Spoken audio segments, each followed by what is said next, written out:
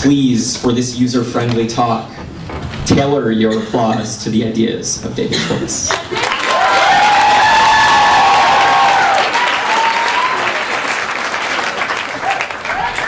What if I told you you could think differently?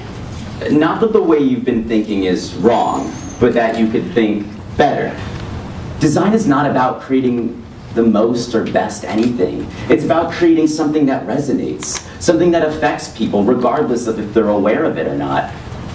After all, design is about people, not the product.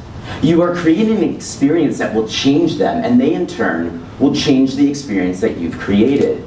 It is cause and effect, affecting each other. And I'm not preaching passivity. Design thinking is inherently tied to design doing. I'm sure you've all heard of absolute vodka for one reason or another. They recently hired Red, an innovation strategy consultancy out of New York, because they were having problems with their advertising. It just wasn't working as well as it used to. Red went from house party to house party and found that in most cases, when a guest came, he brought a bottle of alcohol. He then told the host a story about how he got it or why it was important. Each bottle had a backstory, a personality. They were characters. Red asked, what if you could take this intimate moment where object becomes subject to advertise Absolute and make it a whole lot more human? Humans would buy a whole lot more Absolute. See, they weren't asking how can we improve our billboards. They were asking how can we advertise better. They questioned if the way they were advertising now was right for the way that humans are now, regardless of how advertising has been in the past. You have to change the way you think in order to change the way people experience things. You can't expect everyone to get his alcohol at the corner store beneath an Absolute billboard. You can't put all your ads in the Sky Mall because you think everyone will go through duty-free.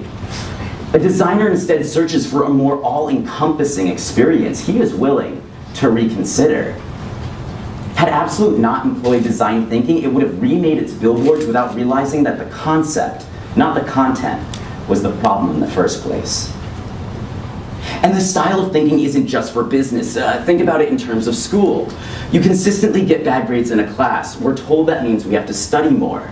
So you go through the same process with increased repetitions. But be cognizant of the cycle so that you can break it. Otherwise, you're not really learning anything. You don't improve.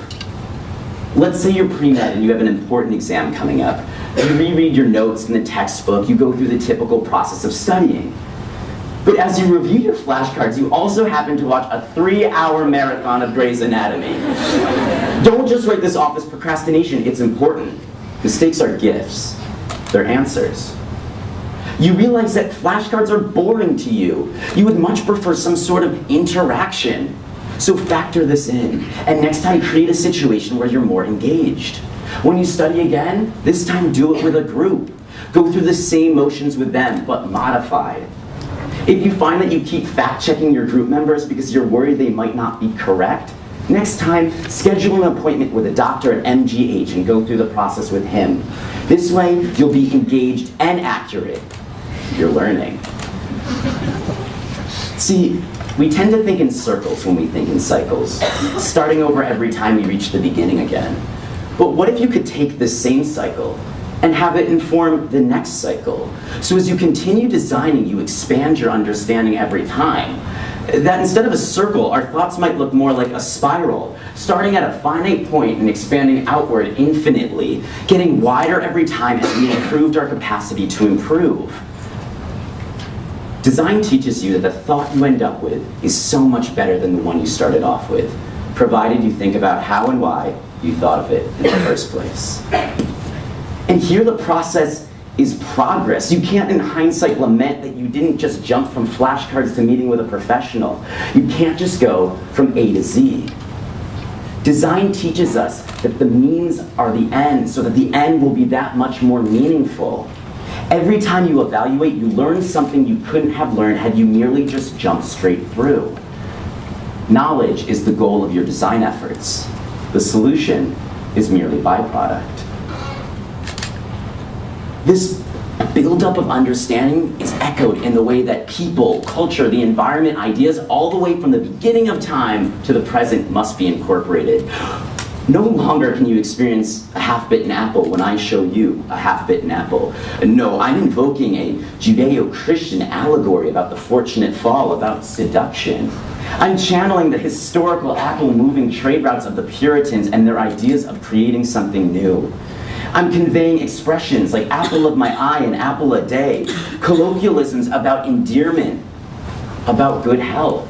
Right here, right now, when I show you a half-bitten apple, I'm showing you so much more than just that. See, design acknowledges that everything plays a role in a greater system, and that these roles are contingent on the roles that came before them like a series of dominoes. That we have to balance focusing on something small as well as understanding the greater whole so that the two might work that much more seamlessly together. I know that the design process seems involved, but it'll save you time in the long run. Design is exhaustive, not exhausting. It acknowledges that these frameworks already exist. Don't reinvent the wheel, redesign it. After all, if we all start thinking like designers, we will start creating better things together. We have so many ideas among all of us. Why don't we use them productively, constructively, pairing them with information and insight and transmuting them into better creations and knowledge at the same time? How good must it feel to have thought of everything and then evolve to realize it can all be rethought? Let's be alchemists of innovation and improvement by turning problems into progress. Let's be designers using it as a language to inform ourselves and conjugate the world. Don't consign or resign yourself. That won't help anyone. Design yourself and then redesign yourself, because that will redesign us. Thank you.